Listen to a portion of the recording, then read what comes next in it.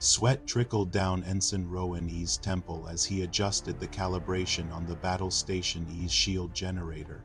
The humming energy barrier seemed to vibrate with an intensity that mirrored the oppressive atmosphere on the station. He glanced over his shoulder, half expecting the formidable Commander Jack Strong to materialize behind him. "Hey, watch it!" cried Petty Officer Malin, recoiling from a shock that jolted her console.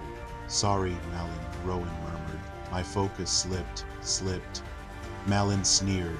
"You know what happens when people slip up around here. Keep your head in the game, or you'll find yourself on the wrong end of Commander Strong's wrath." The commander's reputation preceded him, a brutal leader whose gaze could peel back the layers of your soul. "Has anyone seen him today?" asked Specialist Jarek. "Probably locked in his office, brooding," Malin replied, "or planning another motivational exercise." "It's best not to dwell on it," Rowan whispered. "The commander has eyes and ears everywhere."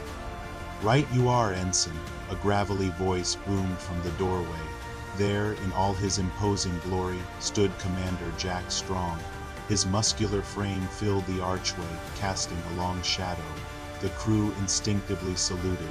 "Carry on, soldiers," he said gruffly, his steely gaze sweeping over them like an icy storm before he marched away. The dread he left behind clung to the air like an invisible fog. A sudden, unearthly silence fell upon the battle station. It was shattered by a piercing cry. "Commander Strong!" shrieked a young technician who'd stumbled upon his lifeless body. He's dead." The crew froze, their eyes wide with shock and disbelief. The oppressive atmosphere gave way to confusion and dread. "Dead?" Rowan repeated. "How could this have happened?" Draken, remembering their earlier whispered conversation, felt an icy shiver. "It seems fate has caught up with our dear commander," he muttered. "Quiet, you fool," Rowan hissed. "This is no time for your twisted humor. What do we do now?" The technician whimpered. "First, we inform the crew," Rowan declared, taking charge. "Then we secure the crime scene." As they dispersed, the air grew heavy with suspicion. The once impenetrable fortress of Commander Strong's reign had been breached, and chaos began to seep through the cracks. "By the celestial heavens, it's sealed tighter than a black hole," Riker muttered, fiddling with the lock on Commander Strong's door. The heavy metal barrier mocked them. "Let me try," Adira said, pulling out an intricate multi-tool. "If I can just realign the quantum tumbler." "Sadly, no, it seems unaffected." Or perhaps, Zara interjected, "the murderer has left an invisible specter to guard their secret." "Enough," bellowed Draken. "This is not the time for petty squabbles. We must find a way inside." But as they resumed their futile attempts, a chilling realization crept over them. The murderer was one of their own, a wolf in sheep's clothing. "We must work together," Draken said, casting a wary glance at each crew member, "and trust no one until the truth stands revealed." "Can't say I'll miss the old dog," Riker quipped. A few chuckles rippled through the group.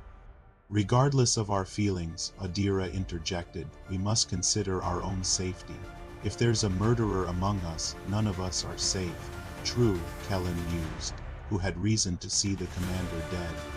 "Captain Obvious here," Riker snorted, gesturing at Jorah, who glared at him. "She's been nursing a grudge against him for eons." "Jorah had her differences," Zara intervened, "but so did many others." "What about the rumor of an alien infiltrator?" Kellen asked, someone sowing discord. "Maybe it's you," Riker accused. "You've always wanted power. Preposterous." Kellen scoffed. "Let us not descend into baseless accusations," Adira cautioned.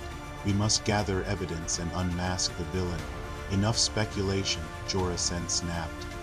"We need a plan before this murderer strikes again." "Agreed," Adira Vex chimed in. "But who can we trust?" "Trust no one," Riker Knox muttered. A sudden commotion echoed through the corridors. As they rounded a corner, they stumbled upon an unsettling sight. Commander Strong's previously locked door now stood ajar, revealing only darkness within. Impossible, Jorah breathed. It was sealed shut just moments ago. Who opened it? Riker questioned. Perhaps our elusive murderer has resurfaced, Kellen suggested. A chill swept through them. The open doorway beckoned, promising secrets that could either illuminate their path or plunge them deeper into darkness. The darkness within the chamber loomed like a black hole. Be on your guard, Riker muttered. It could be a trap. Trap or not, we must uncover the truth, Jorah replied.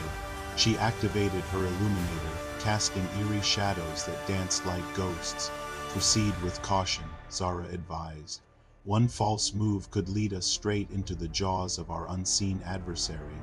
Or perhaps, Kellen quipped, our murderer has decided to host a game of hide and seek.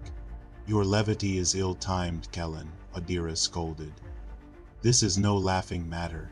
Get the killing orbit at rodneyhamritbox.com.